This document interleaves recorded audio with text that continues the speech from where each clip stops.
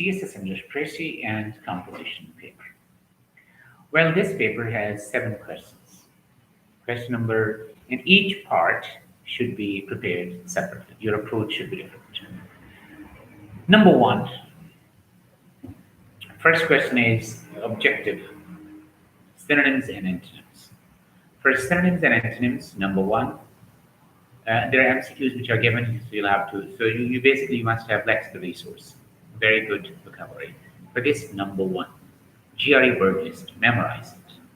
Number two, work on different parts of speech, noun, verb, adjective, their forms or their degrees, and their usage, function, and form of words. Then dictionary, keep a dictionary, and every time you have free time, you should learn it. Lenin, for example, had a dictionary on his table. Whenever he had free time, he used to read it. You can learn a lot of covering. Keep a dictionary. Similarly, there are so many websites. Subscribe to them, and they will send new words every day. You can also use some cards. Write 5 new words and learn them. There are some books like Word Smart, Instant Vocabulary, Word Power Made Easy by Norman Lewis, and these are very good books. You will find them useful. In addition to this, past papers, synonyms and antonyms. You can pass papers and practice tests. So you can take them and you can get very good score in question number 1. And question number 2 is Precis. This is the most difficult question. So this is subjective portion. This is the most difficult question. And your Precis is the most important question. In your Precis, you must focus on ideas. How many ideas, units of thoughts have been given? And you will have to read, underline different units of separate, different units of thoughts.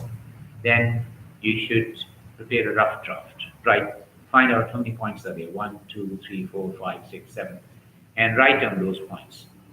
Then first you should select all units of thought, select ideas. Then prepare a rough draft. In rough draft, you should see you have not missed any important, you have not repeated any idea, and it is complete. You can follow the same order that is given there. Plus, here you will have to do one more thing, that this is rough draft. After this, you're going to write final draft. So you will have to think about the tense, which tense you're going to use. Usually in Precis, past tense. But if the passage is about general truth, then you can write in present tense as well.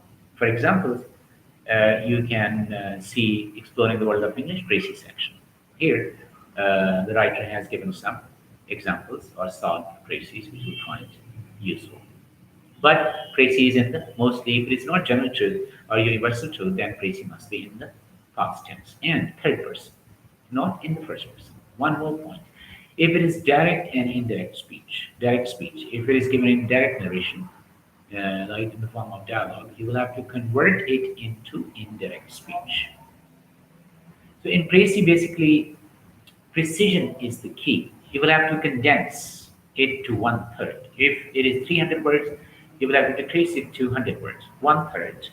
But you will not miss any important points. It's different from paraphrase, because in paraphrase, you change words, but all the ideas are given. But in Precis, you will have to reduce its length to 1/3 as well. So in Precis, the most important thing is you must be precise. You should not make any mistake. You should be clear about the passage. So for Precis, you need a lot of reading. You must read English literature, good books, newspapers, magazines, so that you understand. And correctness is the second point. Your ideas must be correct as the writer wants to convey.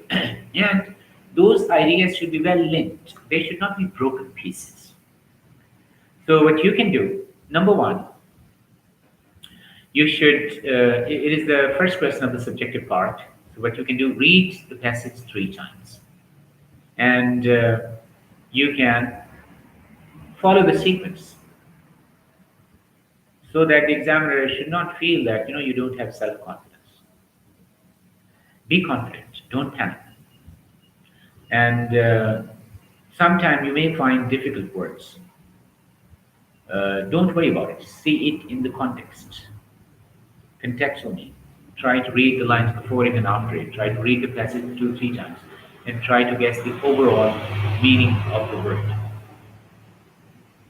And try to select units of thoughts, then you can prepare rough draft, then you can make final draft, and then in the end you will give heading. Because in Precis, you must give heading as well. So after writing the Precis, then you will go to reading comprehension. In reading comprehension, first read the passage, then read the questions. From the questions, underline the keywords, locate them in the text, and then you should try to answer those questions. But don't borrow words and sentences from the passage. And one more thing, that is, answers should be short, to the point. Don't explain or write long answers in reading comprehension. And tense is important. If the question has past tense, your answer should be in the past tense. If it is at present tense, your answer must be in the present tense. And last part of reading comprehension, sometimes words meanings. If the form of the word is present, first form of the word, you will have to answer in the present. If it has second form, the answer should be in the past. And that meaning should be according to the context, according to the given paragraph in that reading question. Then there is question number 4, 5, and 6. In question number 4, 5, and 6, there will be corrections, direct and indirect, punctuation, analogies, prepositions, and phrasal verbs, idioms. So such questions can be given. You will have to work on them separately. For corrections, in Exploring the World of English, there are separate chapters on corrections. Similarly, Michael Swan's book, it also has, there are a lot of books. You can solve those correction exercises. Phrasal verbs and idioms, you should learn them by heart every day. And then try to use them in your own sentences. Pair of words, you will have to learn that list of pair of words and solve past papers and take tests. And direct and indirect. First you should understand, then you should practice. Similarly, punctuation. Punctuation is something new because in our schools and colleges, usually punctuation is not taught properly. So you will have to read, you will have to understand, and then solve exercises so that you know it. Then last question, question number 7 is translation.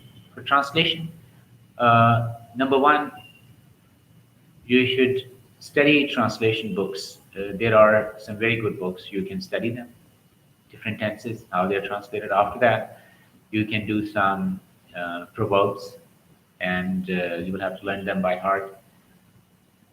And then you can solve paragraphs. Like in BA papers, there is a question on translation in an intermediate paper as well. So first you can solve them, and then you can come to CSS level, but that will be a bit difficult. You must have a plan for your study. And for Precis and composition paper, number 1, vocabulary. Number 2, grammar. Number 3, your overall expression. These things are very important if you are working on this paper, Precis and composition paper. Number 1, you can prepare words. Number 2, paragraphs. Number 3, you can go for advanced English. So if you have a proper plan, number 2, you devote enough time and you invest your energies into it, you can easily get through. But you must be able to write and understand English correctly. Clarity of understanding and clarity of ideas and understanding the questions is the key. If you can make a plan and you work on it every day, I hope it will not be difficult for you. You can get very good marks. Even if an average student can get 50, 52, 53, and if you're a good student, you can get 60 plus. Even 70 marks are possible in this paper because question number 1 is objective, 20 marks. Question number 4, 5, 6, they're objective, so you can get a lot of marks. And reading comprehension, you can also get good marks because you need short answers for that. So for Precis and composition, in the end, an essay paper, in the end, take tests of each question and then overall test. So if you can solve them, if you can take mock exams, they can be very helpful to you.